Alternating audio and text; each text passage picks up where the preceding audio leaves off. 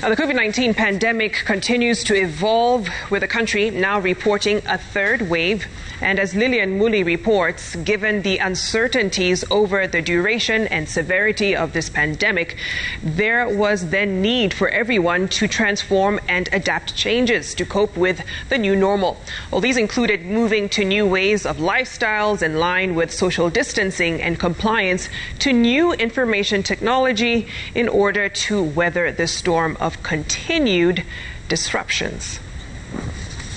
The COVID-19 pandemic has disrupted lives and livelihoods, leaving many with grief, stress and anxiety. Sai mtoto akinisalamia nakataa kwanza kusalamia mtoto, naenda na nao mkono, mtoto anashangaa nini mbaya. Mafamilia nyingi bado zinakosana kwa sababu mzee anafika nyumbani na hana kitu kwa mfuko. Quarantine, curfew, social distancing, masking up, sanitizing has become the new vocabulary for this new normal. If we keep on living in denial and having some unrealistic optimism that this is going to come to an end, let us look at it like it's a new habit that is not harmful to us.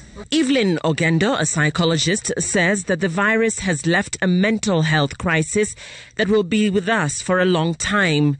Things that people often took for granted, like hugs, handshakes, and even physical meetings, are no longer considered safe and harmless.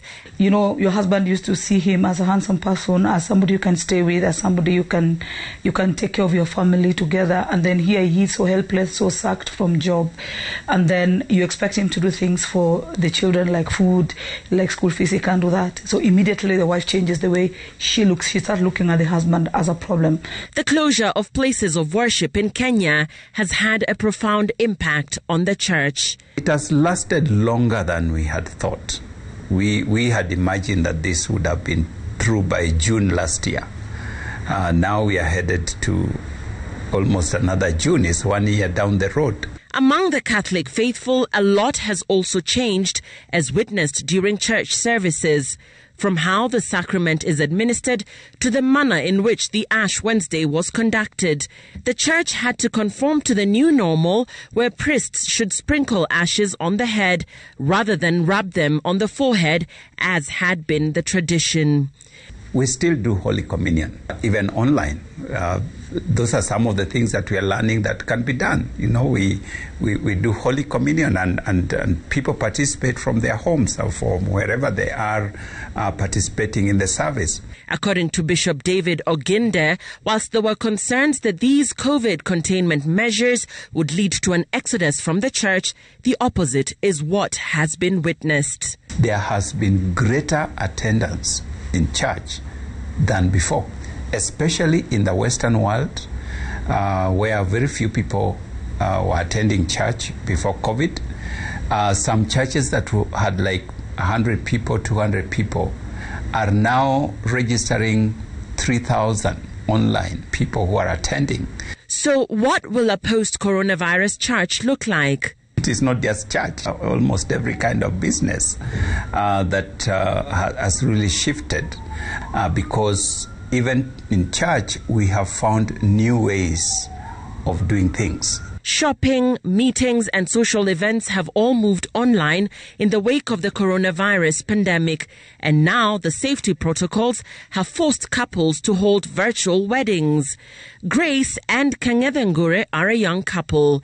They had planned their wedding for March last year. This is a wedding that we had planned for quite a while, over 6 months. So we had not foreseen the lockdown, we had not foreseen the pandemic. So we were afraid, are we going to do it? Are we going to postpone it, or what do we do? They invited a multitude of guests to witness the big moment when they would each say, I do. But Corona changed all that. We felt quite lonely during the ceremony. You can imagine in a big church, you're only 15 people, and they're seated all over the place, so you feel like you are alone. So it was quite traumatizing. It was not easy because, you know, for every woman, you want that, you know, that big celebration, and you want to enjoy the day. The environment, I may say, was was quiet. Only a few people were allowed inside the church: the bride, the groom, their best couple, and the presiding pastor and their parents.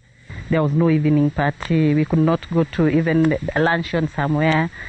We held it at home. It wasn't good, I may say. And of course, what do you think about the honeymoon? I really was, I was waiting for that day to at least go for honeymoon, but we did not do the honeymoon. According to the couple, a silver lining of COVID-19 restrictions is that the cost of getting married has been slashed drastically.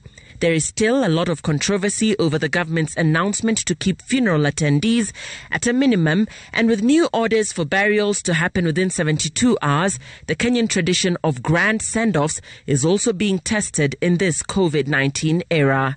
Moving away from our culture of large crowds at funerals has been very difficult. In spite of the instructions that funerals should be small, should be brief, no eating, those three have been a big challenge. While there are signs of an end to the struggle as the vaccine continues to be distributed, there remains concern as new and more resistant forms of the disease are spreading. What is undeniable is that life will never be the same again, even after the coronavirus pandemic has been completely eradicated. Lilian Muli, Citizen TV.